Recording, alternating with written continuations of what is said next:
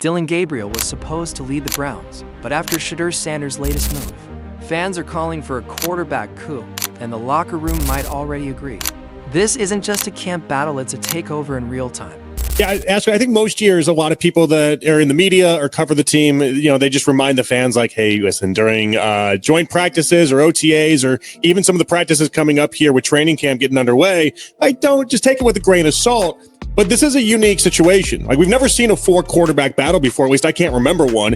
And so it feels like for the quarterbacks and maybe even some of the other positional battles, maybe we can take something away. See, something shifted this week. The team ran a full pads red zone drill, and Dylan Gabriel, he airmailed to straight throws, not under pressure, not into tight coverage, just flat out misses. One bounced off the Gatorade table. Meanwhile, Shedeur, repping with the 2 South, dropped a 30-yard seam route between the safeties. The sideline erupted, not because it was pretty, but because they've seen enough to know Shedeur's real. There's a difference between talent and command. Dylan has the clipboard, but Shedeur has the room. This wasn't supposed to happen. The Browns didn't want controversy. They wanted certainty. A backup who'd quietly develop, maybe hold a headset, maybe hold a clip chart. But you don't draft a Sanders and expect silence. The media may be obsessed with Coach Prime's interviews or social media highlights, but anyone who's watched Shedeur operate behind center knows his film speaks fluent leadership. Gabriel, to be fair, isn't bad. He's just not that guy. Not when it's time to take over a struggling franchise. Not when Cleveland needs more than quick reads and flat routes. And when you line Dylan's energy up next to Shedeur's calm, unshakable presence, the contrast gets uncomfortable. Shedeur doesn't flinch. He doesn't apologize. And he doesn't need your approval to be great. Word inside the Browns facility is Shedeur's already become the guy. Some of the offensive line trust more. In huddle drills, he commands protection checks like a vet. He doesn't ask to be respected. He demands it with every rep. Receivers, they're already adjusting to his timing because it's cleaner, tighter, and more deliberate than Gabriel's. One coach allegedly called it surgical, and that's what's eating Dylan Gabriel alive. He knows. The locker room knows. Heck, the defensive backs know, because they've been catching more of Gabriel's overthrows than their own picks. Now, let's be honest. Shedeur didn't come here to be a backup. He doesn't walk like one, doesn't speak like one. And when that mic is in his face, he keeps it 100% real. Reporters asked about the competition last week, and he just smirked, said, "They know what I do," and walked away. Ashley, I'm staring at the Browns' third helmet. We have it right here in studio. I gave it a 7 out of 10 on first glance. Now that I see it in person, I like it a little bit more. It should be noticed. I don't have fashion sense, so that should also be thrown in there for anybody out there who's already outraged at what I'm saying. 1 to 10 scale, what are you grading the third helmet? You don't have to be loud when the tape screams your truth. Browns media is trying to downplay it. Too early, they say. It's just camp. But let's call it what it is. When a locker room starts shifting allegiance, when receivers run cleaner routes for one guy, and coaches stop correcting the other, that's not development. That's takeover. Gabriel had a shot to shut it down. He had every opportunity to step in, own the room, and make us forget about Shedeur for a day or two. But he didn't. And worse, his body language is starting to reflect the pressure. You can see it in the throws. You can see it in how he skips huddle talk with veterans. You can see it in the post-practice silence. There's already tension. Inside the film room, one receiver reportedly turned to a position coach and said, "I just want to win. I don't care who throws it." That's code. That's passive-aggressive NFL lingo for, "Get me the real QB." In the NFL, loyalty lasts until the next completion. Cleveland's front office isn't ready to admit it yet, but the pressure is mounting. Fans are asking questions. Blogs are already running side-by-side QB comparisons. And in the age of viral highlights, one clip of Shedeur throwing a dart across his body has already outpaced all of Gabriel's practice footage combined. Let's not forget the pedigree. Shedeur Sanders was bred for this, coached under the harshest lights, dissected more than most NFL starters, and still, he shows up every day, unfazed. His mental clock, impeccable, his reads deceptively advanced, his footwork, some scouts are already calling it pro-ready. They laughed at the name on his jersey. Now they're studying the numbers on his stat sheet. Dylan Gabriel's camp is trying to keep things level, saying the right things. It's early. We're learning. But Shedeur isn't talking much because he's too busy putting his head down and balling out. You want to know what the scariest part of all this is, Shedeur's not even peaking. He's learning to. But the difference is his ceiling is skyscraper high. Gabriel's already running into his own limitations. Floaty deep balls, hesitation on rollouts, poor field awareness under pressure. Against a blitz-heavy defense, it's not even close. And if the Browns start the season slow, even just 1-2, the media pressure will reach DEFCON 1. Because fans in Cleveland don't wait. Not when they've been promised a future. Not when the other quarterback in the room already looks like one.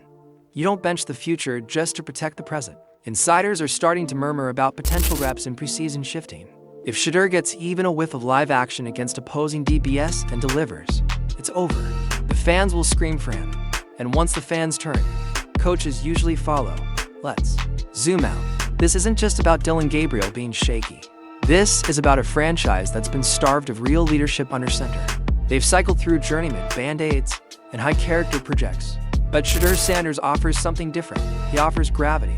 And that gravity is already pulling the Cleveland Browns toward an uncomfortable truth. Every team has a quarterback, but only a few have a face of the franchise.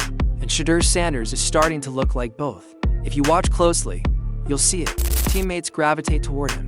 Reporters linger a little longer near his locker. His highlight reel is building, quietly, efficiently. And it's not about flashy no-looks or TikTok dances. It's about putting the ball where it needs to be, on time, every time. That's the mark of a professional. Gabriel might be the guy the front office drafted. But Shedeur, he's the guy the locker room believes in. And in the NFL, belief travels faster than depth charts. So don't be shocked when the momentum starts. To shift. Don't be surprised when national analysts start mentioning the Sanders situation in Cleveland. Don't be caught off guard when Shedeur's jersey starts flying off the shelves, while Gabriel's reps start mysteriously shrinking. This isn't a controversy by accident. This is a storm brewing, and Shedeur Sanders is at the eye of it. Calm, collected, dangerous. Because in a league full of pretenders and prospects, Shedeur's already acting like a pro. So what happened next? Nobody saw it coming. Not even the critics. Just hours after Gabriel's suspension hit the wire, the team issued nothing. No quote from Stefanski, no statement from the front office, no tweets, just silence. That type of silence in the NFL, it's loud. It means someone inside the building doesn't want the truth getting out. Or worse, they're scrambling to decide what truth they want the public to believe. Gabriel's name was gone from the rotation. His locker, reportedly, clean out for security. One anonymous player said the tension was so thick during team meals, you could hear the utensils clinking. That's not training camp. That's war prep. And where was Shedeur? Same spot, same routine, same command. One team staffer leaked to local media he's not celebrating, he's just working. That's what's crazy. And just when you think you figured him out, Shedeur changes the whole game. Let's go back to that moment on the field. July 22nd. Red zone install. Gabriel throws a pick on a misread. Coach claps once, keeps walking. No correction. No film note, just done. Seconds later, Shedeur steps in, hits a tight out route to the pylon. DB didn't even move. Ball was there before the break. One receiver turned to the sideline and nodded.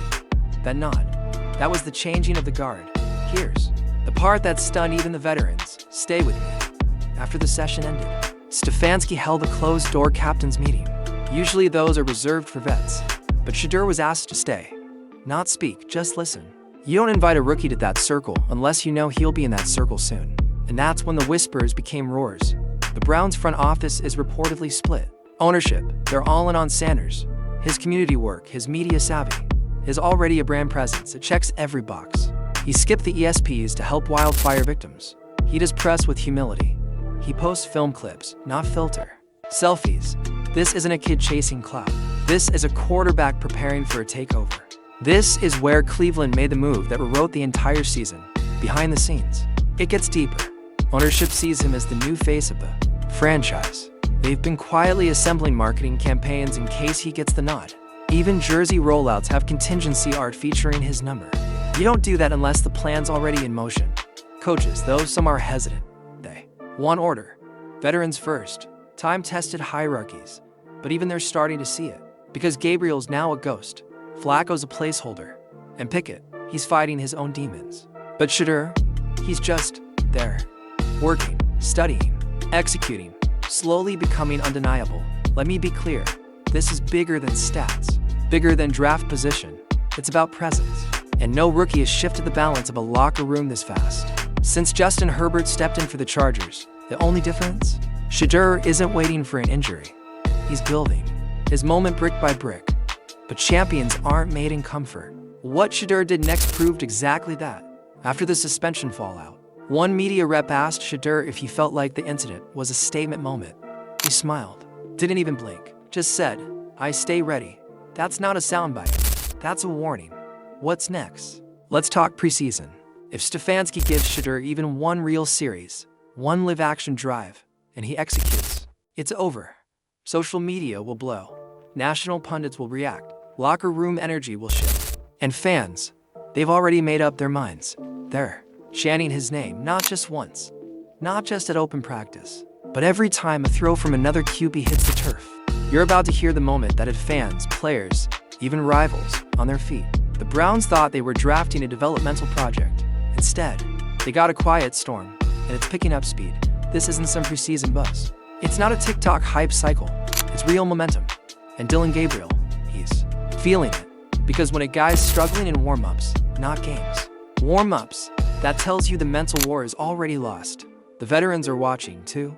Guys like Joe Flacco and Kenny Pickett know how this works. You see a young buck show up with poise, precision, and a don't-blink mentality. You don't fight that. You prep for the handoff. Let's revisit that viral post-practice moment.